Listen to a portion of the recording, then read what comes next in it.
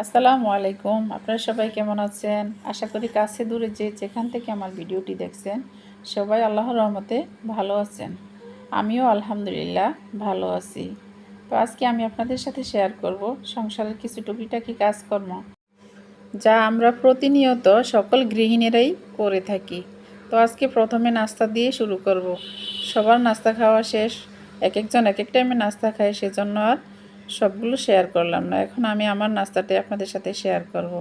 আজকে আমি একটু হেলদি নাস্তাই করব। চা খাবো না, এক গ্লাস দুধ, পরোটা, একটি ডিম, সাথে কিশমিশ আর একটি কলা। তো আমি এখন একটু আয়েশ করে নাস্তাটা করে নেব। এখন নাস্তার পরে চলে আসলাম ছাদে। দেখেন এই গাছটাতে কতগুলো ফুল ফুটেছে। এটা কি ফুল? রঙন ফুল না? আপনারা আমাকে একটু কমেন্ট করে জানাবেন। আমি ফুলের সৌন্দর্য উপভোগ করি, সাথে আপনাদের সাথেও শেয়ার করি। এই যে দেখেন, পাশে আরেকটা গাছ আছে, এই যে বাগান বিলাস গাছ। এর মধ্যে এই যে দু তিনটা ফুল ফুটেছে। আস্তে আস্তে আরও ফুল ফুটবে সামনে ইনশাআল্লাহ, তখন আপনাদের সাথে শেয়ার করব। এই যে দেখেন আমার বোম্বাই মরিচ গাছ। এই গাছগুলো আমি আসলে বাজার থেকে কিনে এনে লাগাইনি, এগুলো বাজার থেকে আনা মরিচের বীজ ফেলেছি, সেখান থেকে এই চারাগুলো হয়েছে। ওই গাছে আবার মরিচ ধরেছে। আসলে আমি অনেকগুলো চারাই লাগিয়েছি। তো দেখেন সবগুলোতেই কিছু না কিছু ফুল ফুটেছে, আবার মরিচও ধরেছে। অনেকগুলো গাছই আছে। এই যে দেখেন, এই যে আরেকটা গাছ, এই গাছটাতেও মাশাআল্লাহ অনেকগুলো ফুল ফুটেছে, আবার মরিচ ধরেছে। টুকটাক করে অনেকগুলো মরিচই ধরেছে। এই যে আরেকটা গাছ আছে এদিকে, এই গাছেও আছে মরিচ, ছোট ছোট মরিচ, এগুলো আস্তে আস্তে বড় হবে, ফুলও আছে। এই যখন মন চায় একটা একটা করে নিয়ে আসলে খাওয়া যায়। এরকম ছোটোখাটো গাছ থাকলে আসলে মানে খুবই শান্তি লাগে, যখন মন চায় তখনই নিয়ে খাওয়া যায়। বাজার থেকে তো সব সময় এনে খাওয়া যায় না, আর অনেকগুলো আনলে একসাথে ওগুলো পচেও যায়, নষ্ট হয়ে যায়। তো গাছ থাকলে তো নিয়ে খাওয়া যায়। এখন এই যে দেখেন একটি ফুল, কি সুন্দর তাই না? গাছটা যেমনই হোক, কিন্তু ফুল তো ফুলই। ফুলের সৌন্দর্য আসলে কারোর সাথে তুলনা করা যায় না।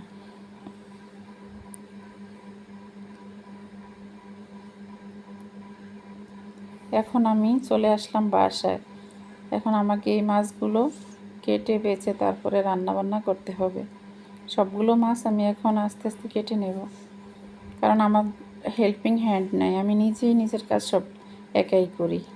এর সাথে আমার তরকারি আছে আজকে লতি আর এগুলো শাপলা। তো ভাবছি কী দিয়ে রান্না করব মাছ। এখন লতি তো 2-1 দিন থাকবে, নষ্ট হবে না। তো শাপলাটা দিয়ে আজকে ইলিশ মাছ রান্না করব। আসলে শাপলাগুলো দেখতে কত সুন্দর, দেখেন এই যে ফুলগুলো। এই ফুলগুলো দেখলে না আমার শৈশবের কথা খুব মনে পড়ে। আব্বা যখন বাজার থেকে এই শাপলা আনতো, তখন এই ফুল নিয়ে যে আমরা কি হুলস্থুল কাণ্ড করে ফেলতাম, কে কতটা ফুল নেবে। আসলে এই শৈশবের কথা মনে করিয়ে দেয় কিছু কিছু জিনিস। এখন আমি রান্নার কাজে চলে আসলাম, মাছগুলো একটু ভেজে নেই।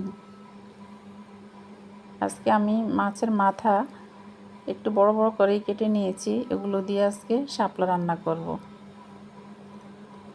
আসলে আজকে আমার রান্নাটা হচ্ছে জাতীয় রান্না, কারণ ইলিশ মাছটাও জাতীয় মাছ এবং শাপলাটাও জাতীয় ফুলের মধ্যেই পড়ে। সেজন্য আমি আজকে আমার রান্নাটাকে দিব জাতীয় রান্না।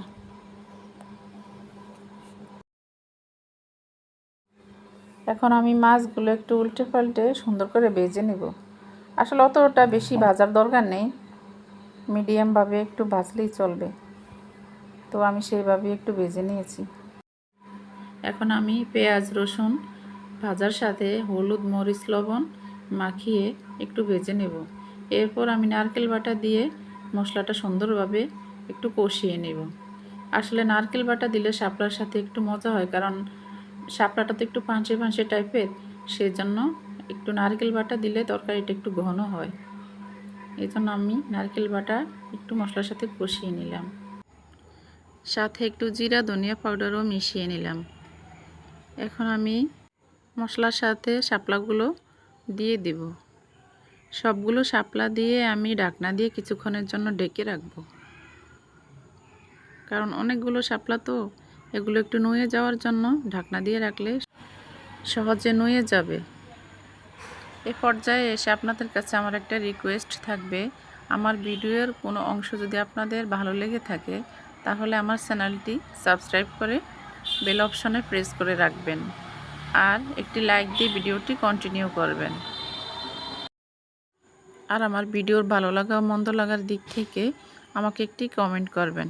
আসলে আমি ইউটিউব প্ল্যাটফর্মে তো নতুন, সেজন্য আমার ভুল ত্রুটি হতেই পারে। আশা করি ক্ষমা সুন্দর দৃষ্টিতে দেখবেন। এদিকে আমি রান্না করতে করতে আমার অনেকগুলো থালা বাসন জমে গেছে, এগুলো এখন আমাকে ক্লিন করতে হবে।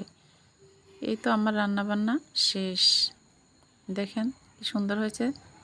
আসলে আপনারা বাসায় ট্রাই করে দেখবেন। আমার ভাতটাও রান্না হয়ে গেছে, আমি কিছুটা ভাত বলের মধ্যে বেড়ে নিয়েছি। এখন আমি ঘর গোছাতে গোছাতে আমার প্রিয় একজন আপুর কথা বলবো। উনি আমাকে প্রথম কমেন্ট করেছেন আমার গত ব্লগে। উনি হচ্ছেন taste and tales with Salma ID থেকে সালমা আপু। উনি আমার একজন প্রিয় আপু, ওনার ভিডিও আমি সব সময় দেখি। আপু, তুমি আমাকে প্রথম কমেন্ট করার জন্য তোমাকে অসংখ্য অসংখ্য ধন্যবাদ। আর একজন আমাকে কমেন্ট করেছেন ইনায়া নূর আইডি থেকে শারমিন। শারমিন, তোমাকে অসংখ্য অসংখ্য ধন্যবাদ আমাকে কমেন্ট করার জন্য। এখন হচ্ছে সন্ধ্যাবেলা। এই স্ন্যাক্স আইটেমগুলো আজ 2 দিন যাবত এই প্যাকেটের মধ্যে পড়ে আছে, তো ভাবলাম এখন এগুলো একটু গুছিয়ে নিই। এখানে কয়েক আইটেমের বিস্কিট, চানাচুর, কেক, চিপস, এগুলো আর কি। এগুলো একটু গুছিয়ে নিয়ে সন্ধ্যায় একটু হালকা পাতলা নাস্তা করে নেব।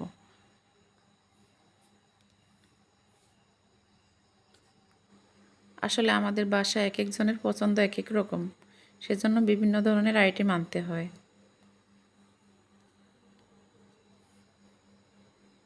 এই যে চিপসগুলো, আমার বোনের মেয়ে, সে দুবাই থেকে এসেছে কিছুদিন আগে। সে অনেকগুলো চিপস, চকলেট এবং বিভিন্ন ধরনের জিনিসপত্র দিয়েছে। এখন এই চিপস দুটোই রয়ে গেছে, তো ভাবছি এগুলো একটু গুছিয়ে নেব। আসলে সকাল বলেন সন্ধ্যা বলেন আমাদের গৃহিণীদের কাজের কোনো শেষ নেই। রাত 12টা পর্যন্ত আমাদের ডিউটি চলতেই থাকে। এই তো এই প্যাকেট থেকে অলরেডি 2-3টা কেক খাওয়া হয়ে গেছে। আসলে কেকগুলো কিন্তু অনেক মজার। এখন সন্ধ্যার হালকা পাতলা কিছু নাস্তা করে নেব, কারণ এখন আমি একটু আমড়ার আচার বানাবো। এই যে দেখেন, আমি কিছুটা আমড়া চিলি নিয়েছি। আসলে এখানে বেশি আমড়া না, প্রায় 1.5 কেজির মতো হবে। এগুলো আমাদের গাছেরই আমড়া, তো আমি অল্প কয়টা আমড়াই নিয়েছি। এই তো আমড়াগুলো এখন পিস পিস করে কেটে নিয়েছি। আসলে মন চাইলো তাই অল্প একটু আচারই এখন আমি বানিয়ে নেব, কারণ পরবর্তীতে আমি আবার বেশি করে আচার বানাবো। এই তো আচার বানাতে চলে আসলাম। আচারগুলো বানাতে বানাতে আপনাদের সাথে আমি আজকে বিদায় নিয়ে নেব। তো আপনারা সবাই ভালো থাকবেন, সুস্থ থাকবেন। আল্লাহ হাফেজ। আসসালামু আলাইকুম।